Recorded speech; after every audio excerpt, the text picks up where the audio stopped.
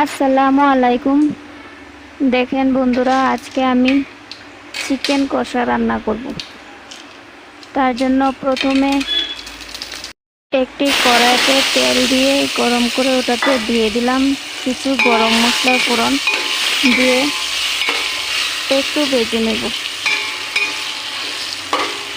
এখন দেখেন এটা আমার ভাজা হচ্ছে।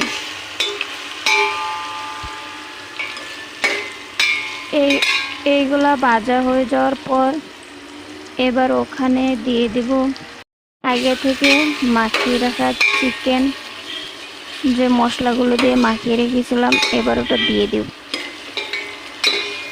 এবার এটাকে দিয়ে একটু নাড়াচাড়া করে কিছুক্ষণের জন্য রেখে দেব। রেখে দেওয়ার পর আবার এটাকে একটু নাড়াচাড়া করে এবার এটাতে দিয়ে দেব পানি দিয়ে। এবার ওটাকে ঢেকে রেখে দেব।